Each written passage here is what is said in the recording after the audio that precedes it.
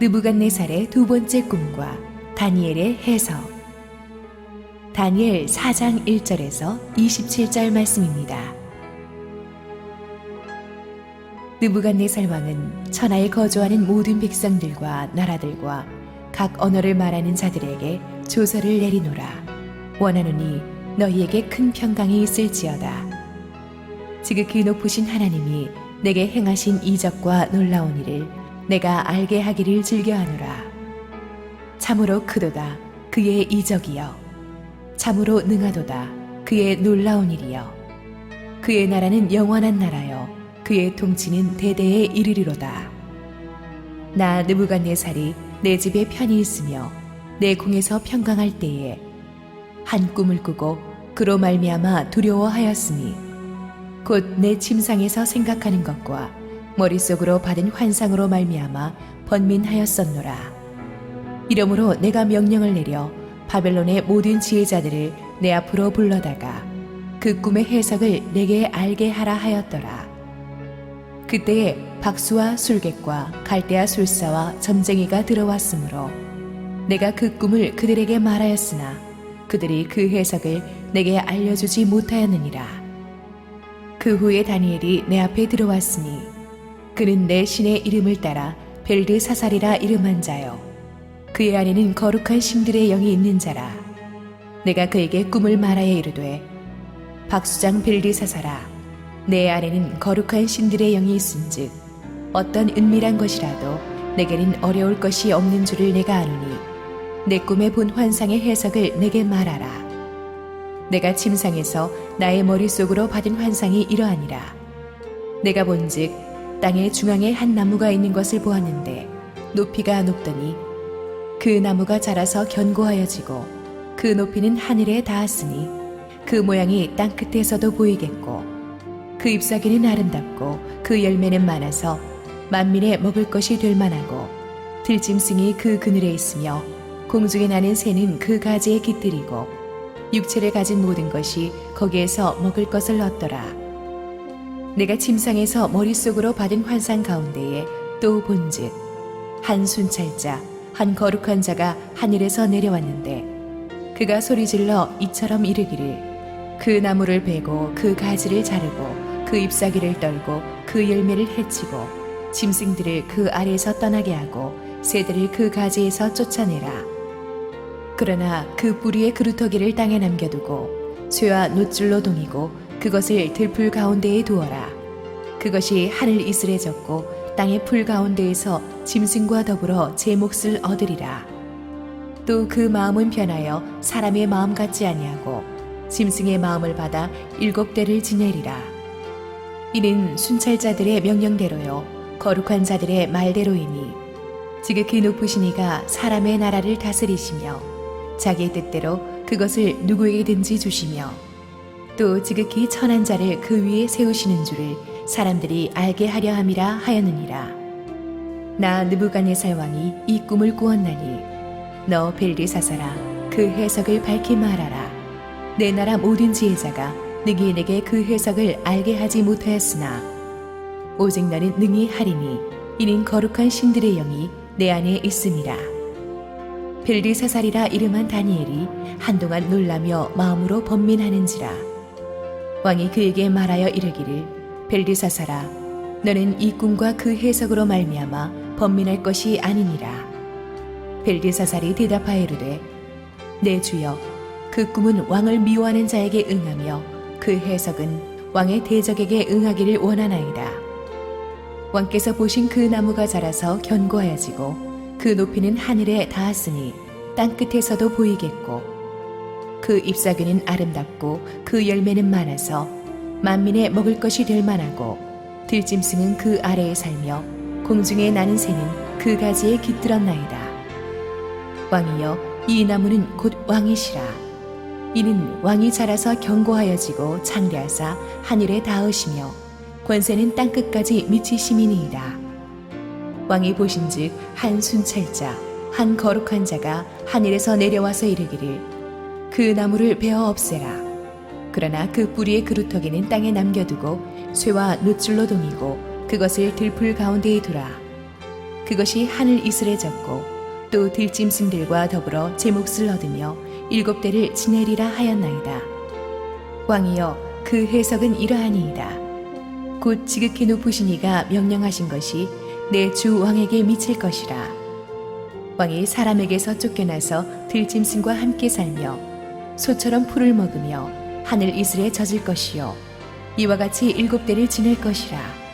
그때 지극히 높으신 이가 사람의 나라를 다스리시며 자기 뜻대로 그것을 누구에게든지 주시는 줄을 아시리이다. 또 그들이 그 나무 뿌리에 그루터기를 남겨두라 하였은즉 하나님이 다스리시는 줄을 왕이 깨달은 후에야 왕의 나라가 견고하리이다. 그런즉 왕이여, 내가 아뢰는 것을 받으시고 공의를 행함으로 죄를 사하고 가난한 자를 긍휼히 여김으로 죄악을 사하소서. 그리하시면 왕의 평안함이 혹시 장구하리이다 하니라. 대제국 바벨론의 왕 느부갓네살은 이 세상에 자기 마음대로 안 되는 것이 없었던 사람입니다. 전쟁을 해서 진 적이 없습니다. 모든 왕들을 무릎 꿇렸고 한번 말하면 천지가 벌벌 떨었습니다. 그런데 그 느부갓네살도 꼼짝을 못하는 존재가 있었으니 바로 하나님이었습니다. 느부갓네살은 40여 년이 넘게 왕좌에 있었는데 다니엘이, 포로로 잡혀온 다니엘이 그 40여 년을 다 함께 했습니다. 그런데 느부갓네살이 조금 그냥 교만이 충만해가지고 오버하려고 할 때마다 하나님이 다니엘과 세 친구를 통해서 한 번씩 느부갓네살의 길을 꺾으셨습니다. 다니엘이 10대 후반 때 느부갓네살이 꾼 꿈을 다니엘만이 해석해서 하나님은 느부갓네살의 길을 꺾으셨고, 또 지난주에 우리는 그 풀무불 사건을 통해서 하나님께서 그의 영광을 보여주신 것을 보았습니다. 자, 며칠 전에 외교통상부에 설교를 하러 갔는데 그 외교관 중에 한 분이 작년까지 이라크에서 근무했던 분이에요. 아시겠지만 옛날에 바벨론이 있던 땅이 이라크거든요. 그래서 이분이 다니엘서를 좋아해가지고 진짜 바벨론의 도성이 있던 위치를 추적해 갔어요. 그랬더니 진짜로 바빌이라는 그 프로빈스가 있는 거예요. 지금도 150만의 사람이 살고 있는 그 거대한 영역 안에 이 바벨론 도성이 옛날에 있었다고 추정이 되는데 거기 가서 이분이 놀라운 소식을 들었어요. 여러분, 이라크가 세계적인 석유 산유국인 거 아시죠? 근데 여러분, 그 풀무불이 너무나 뜨거워서 그냥 겉에 가기만 해도 타 죽었다 그랬죠. 거기가 그 많은 고고학자들이 추정하기를 그 두라 평야에 그 풀무불을 만들었던 것이 석유 유전이 흐르는 곳이었다고 합니다. 그러니까 사막에서 그냥 나무로 태워서 그 정도 불이 안 나온다는 거예요. 그것은 10중 8구 그 당시 사람들이 석유를 자동차 연료로 사용하지는 않았지만 불을 밝히는 도구로는 사용했을 텐데 구덩이를 파고 그 석유를 끌어들여서 만든 풀무불 궁동이라는 거죠. 사람이 살아나올 수가 없습니다. 여기다가 석유를 7배로 붓는다고 생각해 보세요. 그 유정에서 나오는 강한 7배로 확 부었을 때 나오는 강한 가스와 열기가 병사들을 다 불살라버린 거예요. 살아나올 수가 없는 불입니다. 거기서 하나님이 다니엘의 세 친구를 살려내셨어요. 석유 냄새도 안 나게, 불꽃도 그스르지 않게 살려내셨습니다. 그러니까 느부갓네살이 두 번째로 무릎 꿇은 거예요. 그래가지고 또 한참 기죽어 지내다가 20년이 흘러서 또 오늘의 사건이 또 터집니다. 다니엘서 4장은 장 전체가 느부갓네살이 온 바벨론 제국 국민들에게 발표한 대통령 연두교시 같은 거예요. 대국민 담화문입니다. 천하에 거주하는 모든 백성들과 나라들과 각 언어를 말하는 자들이라고 1절에 수신인이 나오죠. 지금 전 세계로 생방송되는 바벨론 황제의 대국민 담화문입니다. 그런데 그것이 처음부터 뭐라고 합니까? 지극히 높으신 하나님으로 시작합니다. 그리고 내용 쭉 읽어보면 꼭 교회 간증문 같아요. 놀랍습니다. 사실 느부갓네살이 벌써 두 번 하나님의 놀라운 능력을 봤잖아요. 수십 년 전에 다니엘이 꿈을 해석했을 때도 그랬고, 풀무불에서 새 친구를 살렸을 때도 그랬고, 느부갓네살은 상상을 초월한 하나님의 능력은 봤습니다. 그리고 그 능력은 인정했습니다만은 그 하나님을 자신의 주님으로 체험하고 고백한 건 아닙니다. 그런데 오늘의 본문을 보면 느부갓네살이 달라진 것 같아요. 우리 TV 프로그램 중에 우리 애가 달라졌어요라는 프로그램이 있는데 이거는 왕이 달라졌어요라는 프로그램입니다. 느부갓네살이 달라졌어요. 이 2절을 보세요. 2절 같이 읽습니다. 시작. 지극히 높으신 하나님이 내게 행하신 이적과 놀라운 일을 내가 알게 하기를 즐겨하노라. 이때까지는 다니엘과 세 친구가 체험한 하나님을 느부갓네살이 전해 들었는데 이제는 느부갓네살 자신이 직접 체험한 거예요. 하나님이 내게 행하신 일을 체험한 거예요. 제3자의 하나님이 아니라 나의 하나님을 체험한 거예요. 야곱이 자기 아버지 이삭한테 하나님 이야기를 듣는 거랑 자기가 직접 만난 거는 하늘과 땅 차이였어요. 체험이 직접적이니까 이것을 전하고 싶은 거야. 예수 믿은 지 오래된 사람들이 전도 안 하는 이유는 체험이 아리숭해요. 아주 오래전에 했기 때문에. 그런데 예수 믿은 지 얼마 안 된 사람들은 전도 잘해요. 체험이 따끈따끈해요. 전도는 열정으로 하는 거거든요. 열정은 체험에서 나오거든요. 근데 느부갓네살이 지금 열정이 있는 거예요. 온 국민을 대상으로 전도하는 거죠. 느부갓네살이 이런 찬양을 드린 적이 없어요. 근데 특히 3절에서 그는 하나님의 나라는 영원하다라는 말을 합니다. 이 느부갓네살은 모든 것을 파워게임으로 해석했던 사람이에요. 자기가 다스리는 나라가 최고인 줄 알았는데 하나님의 나라가 있는 거예요. 그 위에. 자기가 다스리는 나라는 거대한 우주의 조그만 태양계뿐의 하나라는 걸 깨달은 거예요. 하나님의 나라의 영혼을 딱 인정하면서 자기가 아무것도 아닌 것을 고백한 거예요.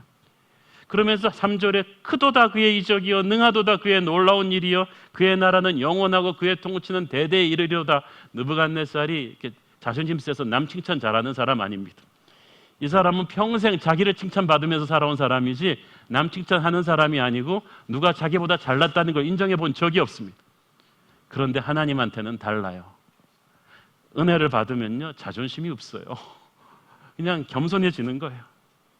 우리는 이 느부갓네살이 이 조서를 발표한 이 역사적인 배경을 정확히는 모르지만 짐작은 할 수가 있습니다.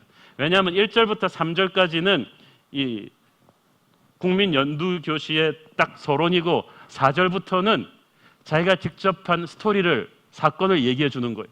그런데 이 사건이 언제 일어났는가 이 4절을 보시면 우리가 대충 짐작을 할 수가 있습니다. 시작. 나 느부갓네살이 내 집에 편히 있으며 내 궁에서 평강할 때에. 지금 느부갓네살이 내 집, 내 궁이라고 말하는 거는요 거대한 바벨론 도성 그 자체를 말하는 거예요. 느부갓네살이 집 말할 때 진짜 자기 아파트 평수 말하는 게 아니에요. 이 사람은 아무 갈등 없이 바벨론 전체가 자기 집이에요. 내궁이 평강하다는 것은 느부갓네살 재위 내내 몰두했던 바벨론 도성 건설이 거의 그때 완성됐다는 것입니다. 바벨론 도성은요 지금은 사라지고 없지만 상상을 초월한 인류 고대 건축물의 총화입니다. 이집트의 피라미드 이상가는 사막에 어떻게 그런 것이 가능할까 할 정도의 도성입니다.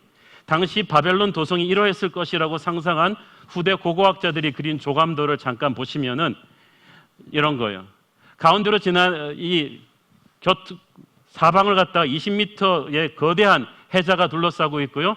도시 한가운데로 유프라테스 강을 끌어들여 가지고 지나게 했습니다.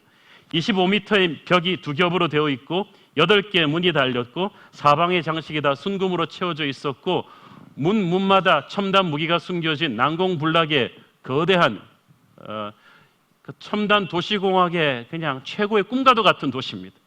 이런 것을 느부갓네살 집권 내내 건설해서 그 집에서 이제 편히 있게 되었다는 것입니다. 특히 편히 있다, 평강하다는 말은 정복전쟁이 끝났다는 거예요. 이제 적이 없다는 것입니다. 느부갓네살은요 재위 내내 전장을 달리면서 적들을 부수면서 제국을 넓힌 사람입니다. 바벨론 제국이 어느 정도 됐는지 한번 지도를 보시겠어요? 이분이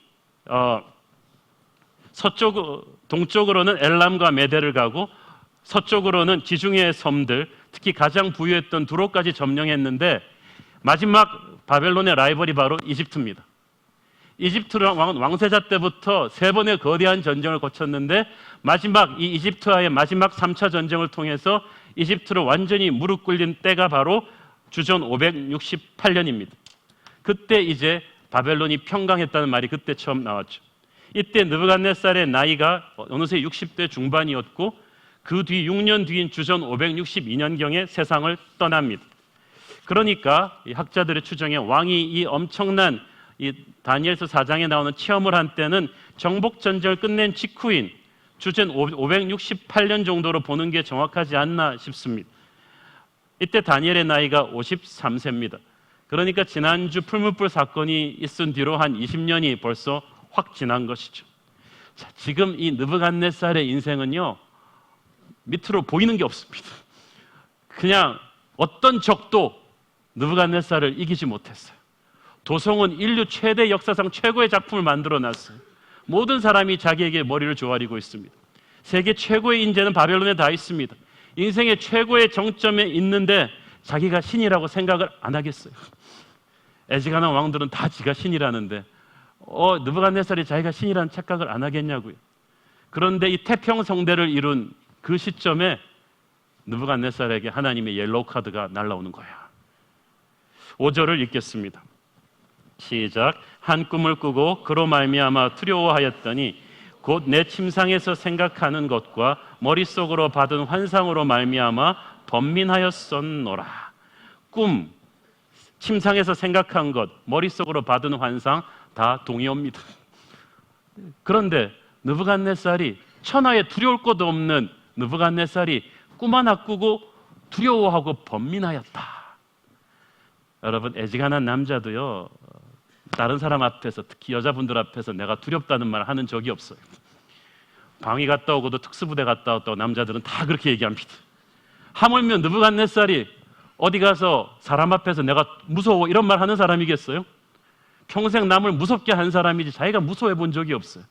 그런데 체면 구겨지게 지금 전 국민한테 방송되는 이 대통령 연두교시에서 내가 꿈꾸고 두려웠어 라고 말해버린 거죠. 그런데 그만큼 이 꿈이 충격이었던 거예요. 무서웠던 거예요. 참 그렇고 보니까요, 이 하나님의 계시를 사람들이 알고 싶다 그러잖아요. 그런데 계시를 알면 감당 못해요. 믿음이 없이 하나님의 계시를 받으면 덜덜 떠는 거예요. 불안하고 떨려요. 절대 권력자도 마찬가지죠. 믿음의 사람만이 어떤 하나님의 음성을 듣고도 그 말씀을 신뢰하며 담대할 수 있는 것입니다. 믿음의 사람만이 세상이 줄 수 없는 평안과 담대함을 가져요. 예수님이 그것을 약속하셨습니다. 요한복음 14장 27절 시작. 평안을 너희에게 끼치노니 곧 나의 평안을 너희에게 주노라. 내가 너희에게 주는 것은 세상이 주는 것과 같지 아니하니라. 너희는 마음에 근심하지도 말고 두려워하지도 말라. 느부갓네살에게는 이런 평안을 주실 분이 없는 거예요. 자기가 알아서 해야 돼요. 얼마나 불쌍합니까? 자, 그런데 이 꿈을 꾸고 너무 두려워서 왕이 그래도 어느 정도 영물이에요, 이 사람이. 그래가지고 이 꿈이 뭔지는 모르겠지만 무서운 건 알아요. 옛날에 한번 꿔봤잖아요. 거대한 신상 한번 꾸고 이게 그러던 적이 있기 때문에 이 꿈이 또 보통 꿈이 아닌 거예요. 시리즈 2가 왔다. 이걸 딱 보는 순간에 겁이 질린 거죠. 그래서 7절을 보니까 참모들이 또 다 불렀어요. 또 꿈 얘기하니까 또 전부 다 또 우리 보고 꿈 맞추라 그러나? 그런데 이번엔 맞추는 건 아니에요. 꿈 얘기를 해줘요. 그리고 나서 이게 뭐라고 생각하냐는 거예요. 그런데 여러분 신기하지 않아요? 이미 느부갓네살에게는 다니엘이라는 뛰어난 참모가 있습니다. 지난 40년 동안 국무총리로서 모든 술사들의 우두머리로서 그의 능력은 이미 사람의 능력을 초월한다는 걸 알고 있는데 왜 다니엘을 바로 불러서 물어보지? 밑에 부하들부터 먼저 불러서 물어봤을까요? 왜일까요? 많은 학자들이 여기에 대해서 추측을 합니다만은 저는 그렇게 봅니다. 느부갓네살에게 40년 동안 다니엘은 부하지만 얘는 부하가 아니야. 무서워. 능력은 인정하는데 두려운 거야. 잘할까 봐 두려워요. 왜냐하면 왕이 항상 손도 못 대는 것을 다니엘은 해결을 한단 말이죠. 일은 해결하니까 좋은데 여러분 생각해 보세요. CEO가 기획실장이 있는데 CEO가 도저히 해결을 못해. 기획실장이 부르니까 척 해결을 해요. 사람들이 우와! 처음엔 좋았어요. 두 번째도 또 CEO는 해결을 못해. 근데 기획실장이 와야 돼. 세 번째는 여러분 어떡하겠어요? 문제가 해결하는 건 좋은데 사람들이 다니엘을 보는 눈과 자기를 보는 눈이 비슷해지더니 어느 순간부터는 더욱 경이로운 눈으로 본단 말이죠. 이 심정을 이해한 이 측근들, 그동안 다니엘에게 눌려있던 바벨론 토박이들이 어떻게 했겠어요? 이 꿈 해석을 하라 그러니까 이번에는 세월도 지나고 하니까 딱 붙어서 말했겠죠. 왕이야, 사람이 다니엘밖에 없겠어요. 우리에게도 한번 기회를 주십시오. 근데 왕도 생각해 보니까 이거 너무 다니엘에게 힘이 실리는 거 아닐까? 그래, 이 정도 꿈이면은 이제 내가 꿈도 기억하니까 이 바벨론 술사들한테 좀 풀게 하면 다니엘의 힘도 적당히 이제 견제를 하고 좋은 게 좋은 거라고 생각을 한 것 같아요. 그래서 다 일단 그 토박이 술사들한테 먼저 물어봤어요. 그랬더니 혹시나 했더니 역시나였어요. 공부 못하는 애들은 운도 없어요. 몰라요. 그냥 모르겠다는 거예요. 꿈을 듣고도 해석을 못했는데 사실 애지간하면은 거짓말로라도 꿈을 알았으니까 이상하게 해몽을 하면 되잖아요. 근데 아무도 그렇게 못해요. 왜냐하면 왕이 마지막으로 다니엘을 부를 걸 뻔히 알거든요.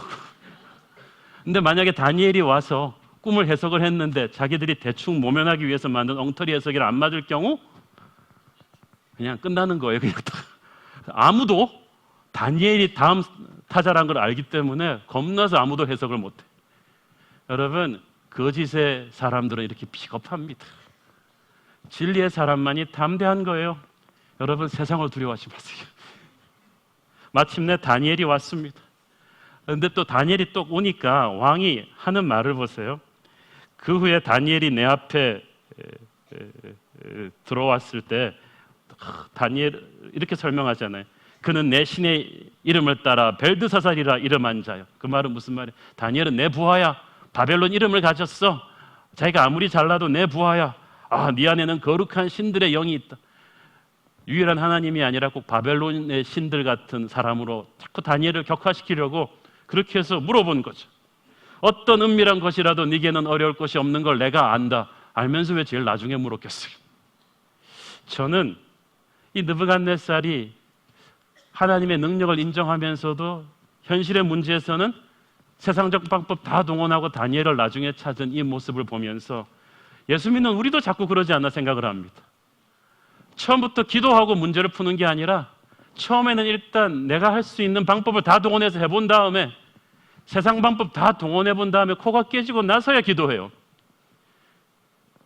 결혼하기 전부터 기도했으면 좋지 않았겠어요?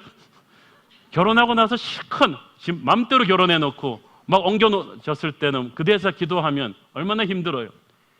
그 사업 손대기 전부터 하나님의 지혜를 구하셨어야죠. 처음부터 범사의 그를 인정하기를 바랍니다. 이 느부갓네살처럼 할 거 다 해보고 나중에 코 깨져서 하나님한테 오면 안 돼요. 자, 이제 왕이 자신이 꾼 꿈을 다니엘에게 이야기해 줍니다. 이 본문을 쭉 보면요, 10절, 17절까지는 느부갓네살 본인의 입으로 자신이 꾼 꿈 이야기를 해줍니다. 그런데 그 이야기를 듣고 20절, 23절에서는 다니엘이 그 이야기를 다시 한번 똑같은 내용을 반복해서 설명하는데 똑같은 것 같은데 약간 틀려요. 그렇죠? 그러므로 우리가 10절, 17절하고 20절, 23절을 딱 대조하면서 비교해 보면서 이 해석하는 게 중요한데 10절을 같이 읽어보겠어요. 시작. 내가 침상에서 나의 머릿속으로 받은 환상이 이러하니라. 내가 본즉 땅의 중앙에 한 나무가 있는 것을 보았는데 높이가 높더니 11절 그 나무가 자라서 견고하여 지고 그 높이는 하늘에 닿았으니 그 모양이 땅 끝에서도 보이겠고. 다니엘이 이게 소품이에요. 나무를 본 거예요. 근데 이렇게 작지 않고 거대한 나무가 올라간 거 보죠. 땅의 중앙에 이 나무가 있었다는 말은 이 나무는 느부갓네살 왕 자신을 상징하고 바벨론을 상징합니다. 땅의 중앙에 이 나무가 있었다는 것은 바벨론이 세계 제국의 중심이라는 거예요. 높이가 높았다는 것은 바벨론의 위세가 그만큼 컸다는 거예요. 권세가 그만큼 높았다는 거예요. 근데 그 나무가 자라서 견고해졌습니다. 그러니까 바벨론은 처음부터 큰 제국이 아니라 처음에는 작게 시작했는데 점점 정복 전쟁을 통해서 자라나며 커진 거예요. 특히 느부갓네살이 키운 거예요. 그 높이가 하늘에 닿아서 땅끝이라도 보이겠다. 전 세계를 바벨론이 장악했다는 뜻입니다. 그리고 이 12절이 중요해요. 12절 보세요. 시작. 그 잎사귀는 아름답고 그 열매는 많아서 만민의 먹을 것이 될 만하고 들짐승이 그 그늘에 있으며 공중에 나는 새는 그 가지에 깃들이고 육체를 가진 모든 것이 거기에서 먹을 것을 얻더라. 그 말이 무슨 말이냐면 바벨론이 제국의 힘이 커지면서 그 엄청난 부와 그 효율적인 행정 시스템과 교육 시스템 등을 통해서 느부갓네살은 싸움만 잘하는 광개토 대왕 같은 인물이었만 아니라 잘 다스리는 세종대왕 같은 르네상스 군주였습니다. 정치, 경제, 건축, 문화, 예술 못하는 게 없었어요. 그래서 느부갓네살 체제 내에서 바벨론이 부강하게 되니까 전 세계의 똑똑한 인재들이 다 바벨론으로 구름대처럼 몰려든 거예요. 원래 그 나라의 국력이 올라가고 있을 때는요, 사람들이 몰려들고요, 국력이 다운될 때는 난민이 돼서 빠져나갑니다. 미국이 오늘날의 미국이 된 것은 전 세계의 이민자들이 인종 때문에, 신분 때문에 가난하고 핍박받던 이민자들이 미국에 가면 그래도 인종차별이 비교적 적고 땅도 넓고 가난한 자들을 잘 배려하고 노력하기에 따라서 꿈을 이룰 수 있다는 아메리칸 드림을 줬기 때문이죠. 그래서 전 세계에서 가장 도전 정신이 강하고 가장 똑똑하고 가장 파이스티한 사람들이 미국에 가서 그 미국을 만든 거예요. 그러니까 오리지널 미국은 없어요. 전 세계의 엑기스가 모인 거죠. 아메리칸 드림. 바벨론이 그랬어요. 바벨론 드림이에요. 전 세계의 다니엘 같은 인재들이 다 모여가지고 그 잎사귀에 깃들였다는 거예요.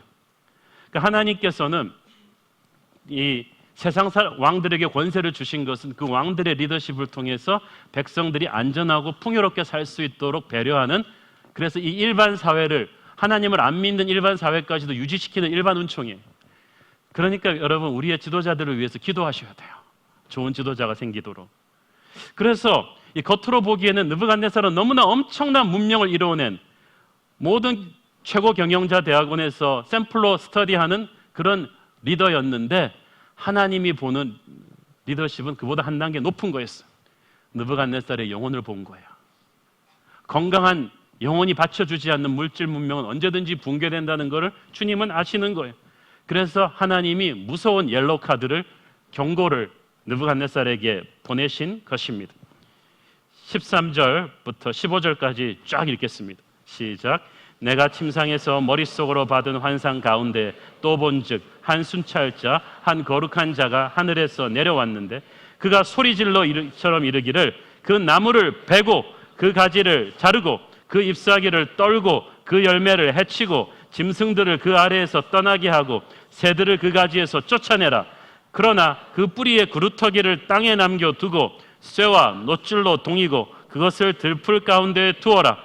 그것이 하늘 이슬에 젖고 땅의 풀 가운데에서 짐승과 더불어 제 몫을 얻으리라. 자, 이 무서운 말이 무슨 뜻입니까? 한마디로 말해서 하나님의 사자가 낸 말은 그 나무를 베어 없애라는,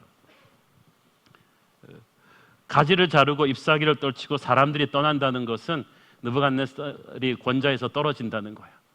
그리고 그의 권력을 보고 달라붙었던 많은 사람들이 그를 떠나게 될 것이다 라는 거죠. 그리고 거기서 끝나는 것이 아니고 구루터기를 남겨두고 쇠와 노줄을 동이고 그것을 들풀 가운데 둔다는 말이 무슨 말이냐면은, 바벨론에서는요, 사람이 광기를 일으키는 정신병자가 되면은요, 몸을 쇠줄로 묶고 밖에다가 짐승처럼, 개처럼 묶어놨어요. 느부갓네살이 정신 이상이 되어버린 거예요. 왜 그렇게 됐는지는 잘 모르겠어요. 보니까 짐승과 더불어 제 몫을 얻으리라. 그 마음은 변하여 사람의 마음 같지 아니하고 짐승의 마음을 받게 될 것이다. 그러니까 정신착란증 증상 중에는 애니멀 인세니티라는, 자기를 짐승으로 착각하고 짐승처럼 행동하는 그 전문 용어가 있대요. 그 증상이 온 거예요. 많은 최고 권력자들이 그 권력이 주는 스트레스를 이기지 못하고 정신분란 증세를 일으키는 경우가 종종 있는데, 아마 느부갓네살에게 그런 게 확 왔나 봐요. 그래가지고 신이 되고자 했던 그가 인간도 아니고 인간보다 못한 짐승처럼 그렇게 지내게 됩니다. 그렇게 돼서 16절에 보니까 짐승의 마음을 받아 7대를 지나게 될 것이다. 7대, 7 times. 이 7 times라는 말이 어느 정도의 길이냐고 많은 학자들이 의견이 분분합니다만은, 어떤 학자는 이건 7년 아니냐 그러기도 합니다만은 그렇지는 않는 것 같고요. 바벨론에서 계절을 계수할 때는 여름과 겨울만을 세웠다고 합니다. 그러니까 7대는 한 3년 반 정도의, 6년 있다가 느부갓네살이 또 죽는 것을 감안할 때 그것이 옳다고 봅니다.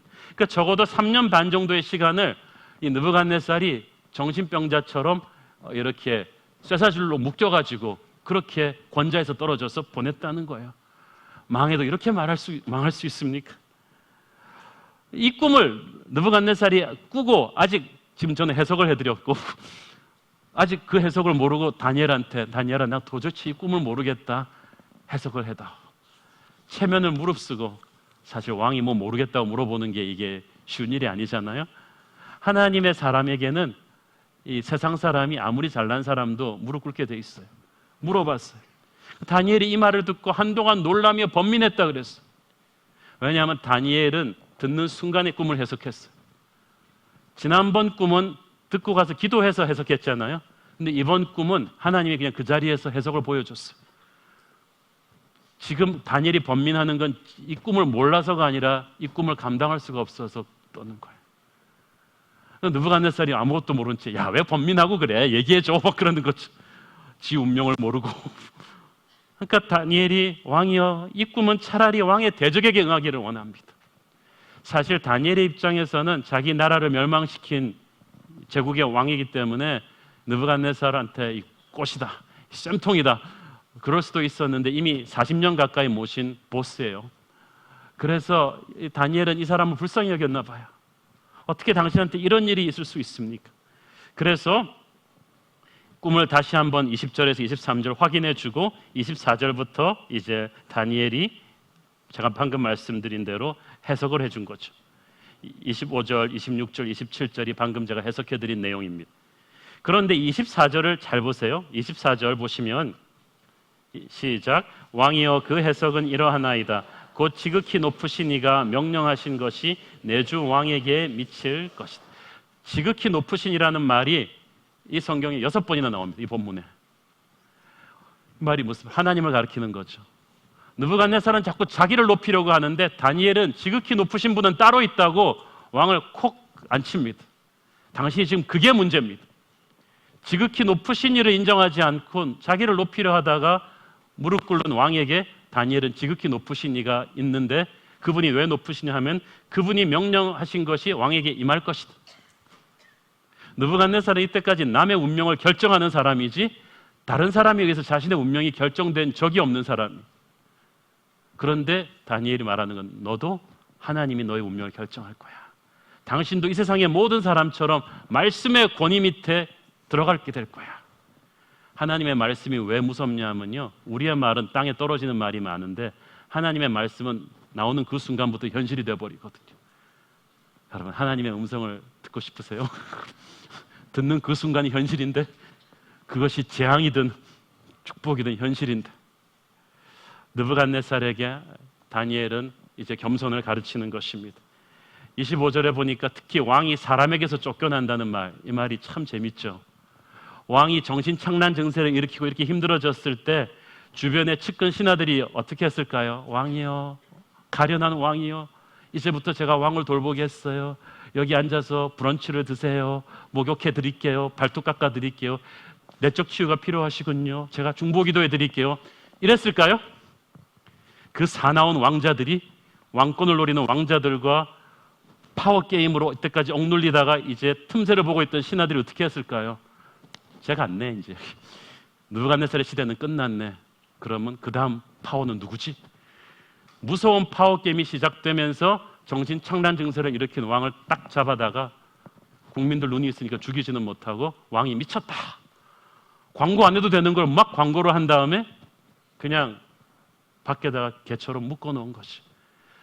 여러분이 무너지면요, 가장 여러분이 믿었던 측근이 여러분 배신합니다.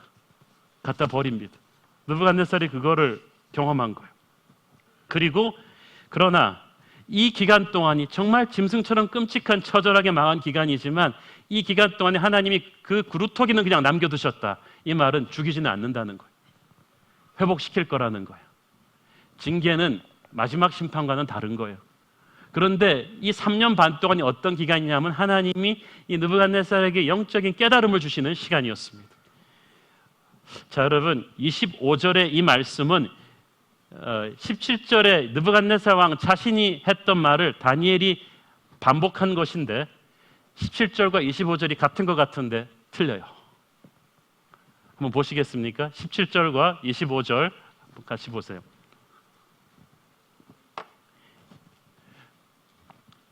자, 25절에 다니엘이 한 말은 보세요. 시작. 그때 지극히 높으신 이가 사람의 나라를 다스리시며 자기의 뜻대로 그것을 누구에든지 주시는 줄을 아시리이다. 다니엘은 여기까지 말했어요. 그런데 왕은 실제로 뭐라고 말했나요? 또 지극히 천한 자를, 누구죠? 자기 얘기하는 거예요. 느부갓네살이. 다니엘이 이 말을 못했겠죠. 왕 보고 지극히 천한 자를 이러고 말 못하잖아요. 왕이 자신이 말한 거예요. 그 위에 세우시는 줄을 사람들이 알게 하려 함이라 하였느니라. 이 말은 무슨 말입니까? 느부갓네살 자신이 깨달은 거예요. 자기가 평생 처음으로 지극히 천한 자라는 것을 깨달았던 거예요. 다니엘이 설교한 게 아니에요. 깨달은 거예요. 그리고 사람들에게 이것을 전하는 목적을 하나님이 나한테 주셨구나라는 것을 깨달았다는 것입니다. 자신의 뜻대로 하나님께서 이 권자를 누구에게든지 주시는 줄을 내가 알았다는 것입니다. 이때까지 자기가 잘나서 하늘의 뜻으로 이 왕자에 오른 줄 알았는데 하나님은 누구에게든지 주신다는 거예요. 그리고 더 문제는 언제든지 다른 사람에게 뺏어서 줄 수 있다는 것입니다. 사랑하는 여러분, 여러분도 인생이 잘 나갈 때 조심하십시오. 여러분에게 돈이 들어왔을 때, 여러분의 자식이 잘 나갈 때, 높은 자리에 앉았을 때 겸손하기를 바랍니다.